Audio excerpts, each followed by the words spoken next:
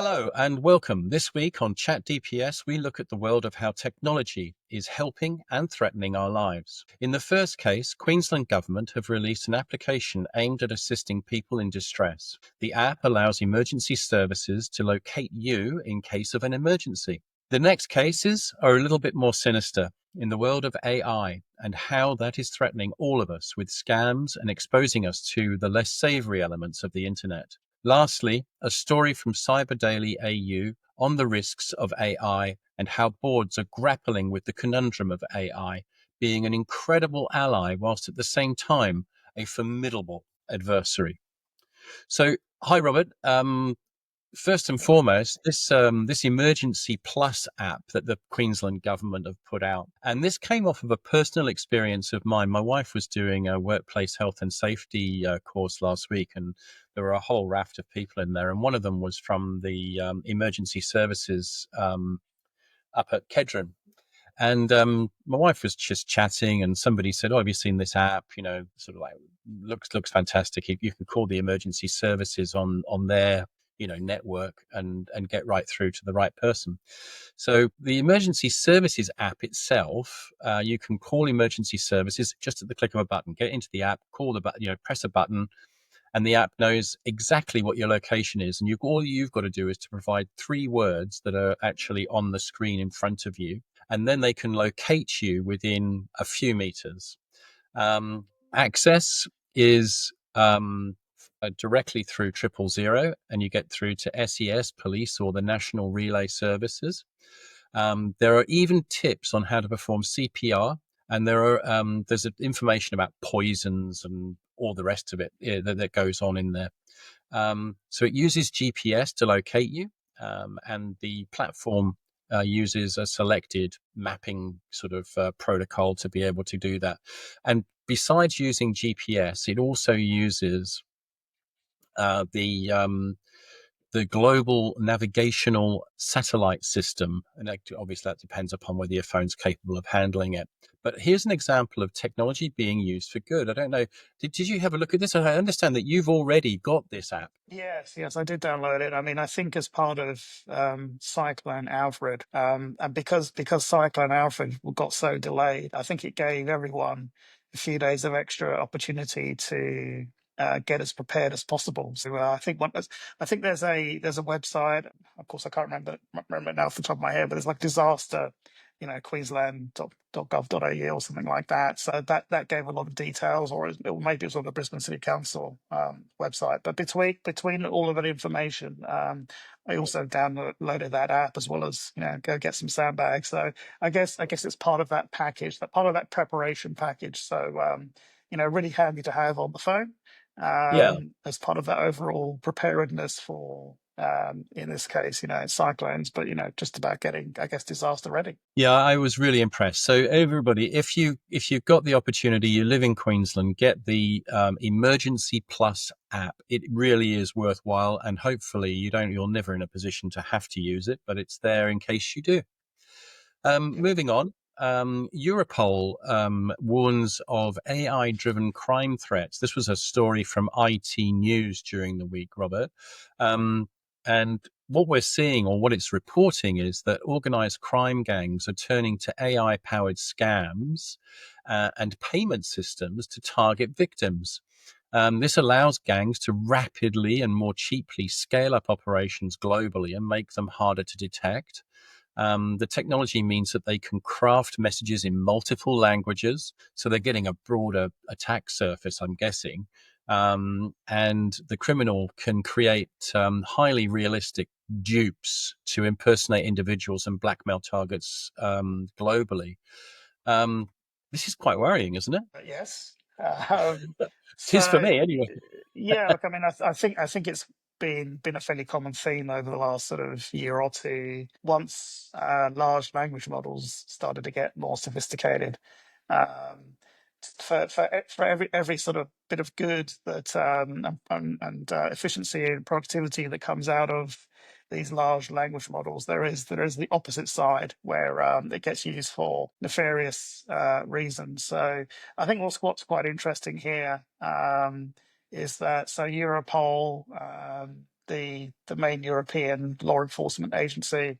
They publish a strategic paper report every 4 years. So this comes out of their most recent report, published very recently. They gave a press conference as well.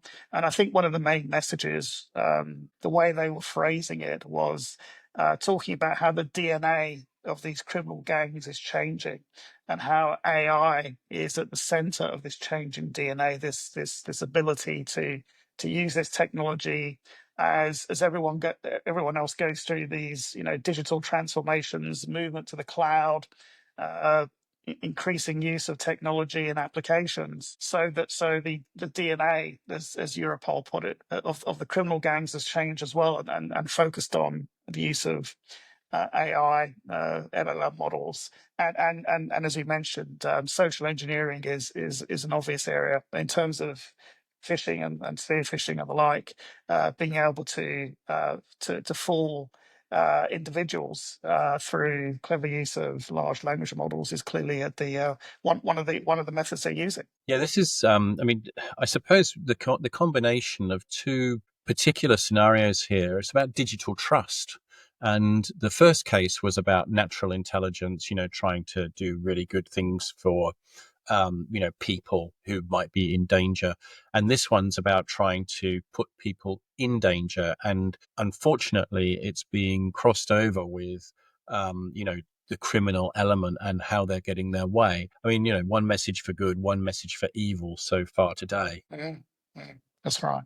Yeah, and, Yeah. and look, I mean, if you look through the report, I mean, that they sort of highlight and so in publishing the report, what they do is they set the priorities for the next 4 years, and so they've put in there cyber attacks, mostly ransomware, but increasing attacks targeting critical infrastructure, governments, businesses. So yeah, we've talked about that before. Online fraud schemes, increasingly driven by AI-powered social engineering, online child sexual exploitation. So that's very serious as well. So Yeah, it's tasteful. yeah, so amongst some other things, I mean, I think they've named what was that, about 7 or 8 top priorities for the next 4 years, 4 years, and 3 of those are all around online AI and cyber attacks. So it's clearly a top priority for the European agencies. Yeah, and what's good for Europe is good for us in terms of the people that are trying to keep us safe, right? I mean, that's pretty much clear. Yep. Robert, moving on, we've got an op-ed that came out, and they're suggesting that the outpacing AI-driven cybersecurity attacks. This was a story that was up in cyberdaily.au, where Chris Fisher, who's the regional director of Australia and New Zealand at Vectra AI, has observed that AI stands at a crossroads. Artificial intelligence revolutionizing the field, acting both as a powerful ally and a formidable adversary. Tools like Copilot and DeepSeek AI may benefit organizations, but they also empower cyber criminals. Now, then, I was looking at this. I think we sort of suggested that there is some kind of crossover here. We need to start thinking about a range of different things, and no wonder boards are confused, yeah, because the information in this article is suggesting that $6.2 billion will be spent on information security and risk management products during 2025, which seems to be an increase of 14.4% on 2024. With those kind of numbers at play, is there any wonder that boards are confused, do you think? It's no wonder. There's such a changing landscape. It's particularly around LLMs and their use, both for good and bad. So again, it's a similar thing to the Europol article that we just mentioned. On the one hand, organizations are looking to use large language models where they can, AI agents. That's the new buzzy thing that's happening at the moment to increase productivity, efficiency, and all those sorts of things. And at the same time, these criminal gangs are using it as a new and an emerging attack vector as well. So boards have to be across both the good and the bad, and they need to be working with their CISO and other executive team to understand both the good and the bad, and then even within the productive side of things, where is that data going? What other risks are being exposed? Particularly when you might be using large language models which are based in the US, and so you need to start thinking about those cross-border risks. Yeah, the cross-border risks are very real, aren't they? But $6.2 billion just in Australia alone, right? So that's an incredible number. And what's worrying me a lot about that number, it appears that they're including things like routers and firewalls and endpoint security, your CrowdStrikes we spoke last week and Mm, Trend Micros and all the rest of it. Um, but there's a lot of activity around SOC and SIEM. So again, focus on network. We all understand that networks are going to be breached. So mm, my question, I suppose, is, if you're not really looking at protecting the data, then there's got to be a real problem there. And that combined with that is this whole concept of data sovereignty. Yeah. So you keep the data, sort of onshore, be sure of the fact that it's onshore, and then you protect it here. Does that make sense? Yeah, I mean, it's part of the challenge, isn't it? I mean, you would hope that organizations get the balance between protecting the perimeter, but also protecting the crown jewels, as it were. And it's not just about firewalls and routers and the like, endpoint detection. You need to be focusing on, okay, what do I need to do to protect this data if and when we get breached? Do I need to look at encryption? Do I need to look at some way of de-identifying that data? Do I need to invest in education and the people to ensure that there's adequate protection at that front line? So you need to get that balance there as well. And yeah. Yeah, the whole concept for me was, sort of like data discovery, data classification. If you're discovering where your data is, and then all of a sudden, because it's in the cloud, it's no longer where you thought it was, it's somewhere Mm. else. That kind of negates the whole pre-concept of the security stance to begin with. I mean, so there's got to be a sort of like more joined up thinking on this. The other thing Yeah, that came out of it was, yeah, sorry, go on. no. I think the other thing you touched on was this sovereignty point, and I think there's a debate going on in Australia at the moment about what direction is Australia taking. So I think there's some people within the industry that say, well, LLMs are a global thing, and Australia shouldn't be competing. And on the other hand, others are saying, well, we need to actually build some equivalent, or at least some sort of platform, or even look, I mean, DeepSeek is supposed to be open source.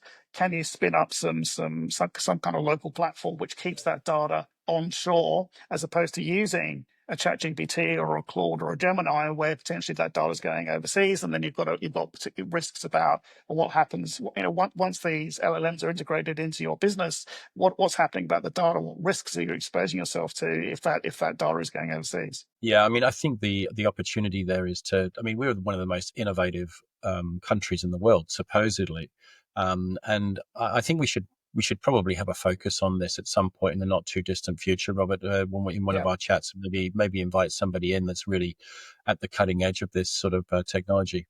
Yeah. Great. Anyway, that was Chat DPS for this week. Look out for more specials very soon. We'll be talking to Assertia a little bit later on this week, so there's going to be a little bit more activity online with our chat with the CTO there. Robert, thank you very much. Look forward to catching up with you soon. Thanks, Nick. Did I get it under the wire, Charlie?